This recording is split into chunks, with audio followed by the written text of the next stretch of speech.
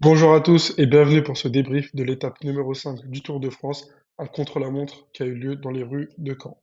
Au programme, on va revenir sur la victoire de Remco, sur la prise de pouvoir de Tadej Pogacar, nouveau maillot jaune, sur le retour et la bonne performance des Red Bull Bora, et on parlera ensuite de Vingegaard qui a été décevant.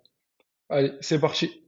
Donc Remco Evenepoel, vainqueur du contre-la-montre dans les rues de Caen, deuxième victoire en carrière sur le Tour de France, deuxième contre-la-montre vainqueur sur le Tour de France, et nouveau maillot blanc de ce Tour de France.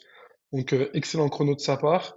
On a vu qu'il était un peu en retard sur les intermédiaires, les deux premiers intermédiaires. C'était lié au vent de face, et dès que le vent est passé, a basculé en sa faveur, on a vu que vraiment c'était un monstre et il a pu creuser l'écart et faire la différence sur ses principaux rivaux.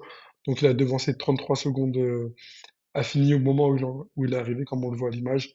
Donc excellent chrono de sa part, avant que Pogacar vienne s'immiscer entre les deux. Donc il était favori. C'est difficile quand on est favori de répondre présent et de confirmer. Aujourd'hui il l'a fait, il était confiant, donc bravo à lui, félicitations. Ça fait plaisir, je suis content pour lui, et c'est une bonne chose. Donc ici on voit l'image, donc Aérobelette son surnom, bien posé sur sa machine, bien aéro, bien droit. Donc pour moi c'est vraiment le meilleur voleur du monde, sachant que Filippo Ganna, son seul rival, a abandonné à la première étape, il avait vraiment le champ libre pour gagner. Si Ganna avait été là avec le changement de vent en partant au début de course, je pense qu'il aurait pu titiller Remco et je la gagne, mais ça ne le sera jamais vu que il a abandonné à l'étape 1, donc bravo à Remco encore une fois et félicitations à lui pour cette victoire d'étape. Ça le place deuxième au général, donc c'est pas mal. On y reviendra plus tard. Donc le second top de l'étape aujourd'hui, c'est Tadej Pogacar, donc qui roulait aujourd'hui avec une combinaison de meilleur grimpeur. Donc on n'a pas l'habitude de le voir avec ce maillot. Il a porté l'étape numéro 3, mais il a directement lâché au profit de Tim Wellens. Donc excellent chrono. Il y avait énormément d'inquiétude de la part des observateurs de par son mauvais chrono sur le Dauphiné, où il n'a pas du tout été dans le rythme, il a été mauvais, alors que c'était un chrono beaucoup plus court et avec une cote qui lui correspondait. Donc il y avait beaucoup d'incertitudes. On se disait que Vingegaard allait prendre le maillot jaune, qu'il allait être en retrait. Moi, j'étais pas du tout inquiet. Il avait dit qu'il allait bien bosser ça en stage. Et Pogacar, quand il bosse quelque chose, déjà qu'il est fort que tout le monde, quand il le bosse, on sait c'est qu'il sera monstrueux. La preuve, il finit deuxième, pas très loin de d'Evenpool, donc c'est le seul qui a moins de 25 secondes, si je dis pas de bêtises, à moins de 20 secondes. Donc excellent chrono de sa part. Il a vraiment marqué les esprits. Pour moi, il était injouable, mais j'attendais le Otakam pour pouvoir prononcer et dire que le tour était terminé. Mais là, pour moi, le Tour de France est déjà terminé.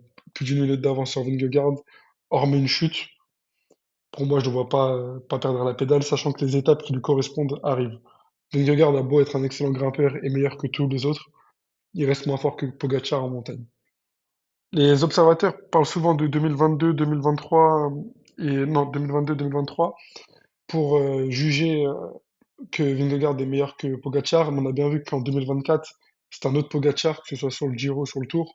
On a bien vu qu'il avait rien à voir avec le Pogacar de 2022 ou 2023. Donc pour moi, prendre les comparaisons des années précédentes, ça sert à rien. Il faut vraiment comparer 2024 et 2025. On a bien vu au Dauphiné où les deux étaient à un niveau, étaient prêts physiquement, ils sortaient pas de chute, ils étaient en rythme.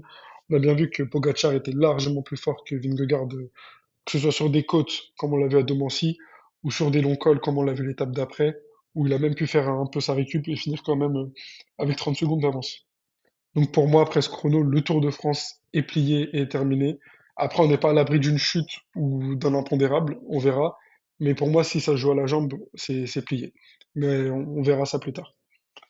Donc, troisième, troisième top, pardon, après Remco Evenepoel et Tadej Pogacar, c'est le bon chrono de Primoz Roglic. Donc on le voit à l'image ici. Donc Primoz Roglic qui finit 11e à la fin de l'étape, mais qui réalise un excellent chrono. Donc hier j'étais méchant avec lui, je l'ai un peu clashé.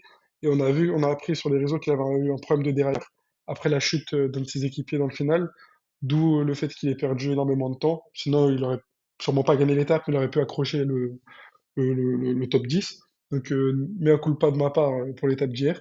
Et très bon chrono, donc c'est assez rassurant, parce qu'un chrono, ça permet de situer le niveau d'un coureur cycliste.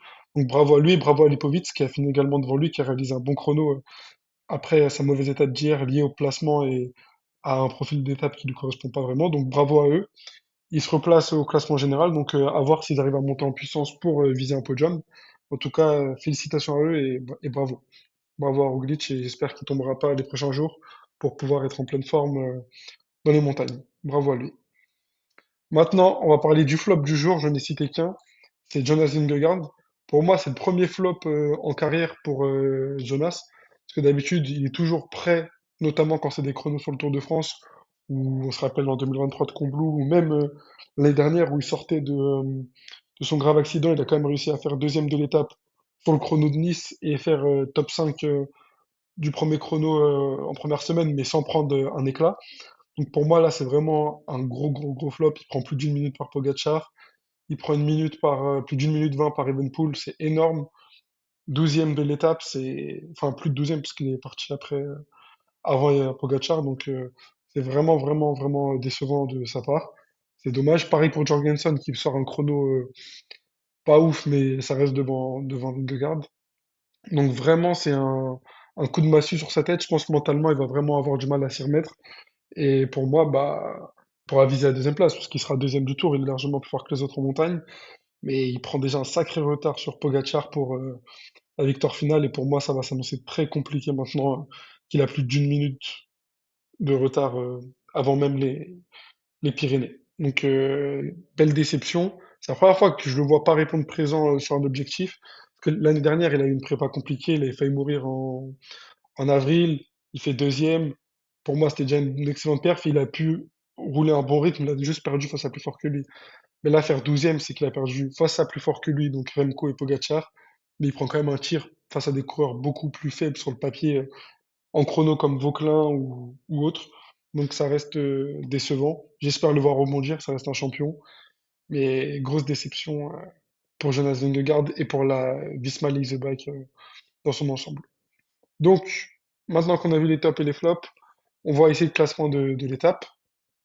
Donc, avec un podium, Evenepoel, Pogacar, Affini. Donc, Affini, le premier Visma à la surprise générale devant Jorgensen et Vingegaard. Donc, deux Français qui sont dans le top 5, donc c'est vraiment excellent. Armirail et Vauquelin, donc le champion de France et le vice-champion de France. Excellent chrono de la part de Armirail qui est parti un peu plus tôt, du coup, qui a bénéficié de meilleures conditions. Et Vauquelin, lui, qui est parti sur la fin et qui a vraiment fait un excellent chrono.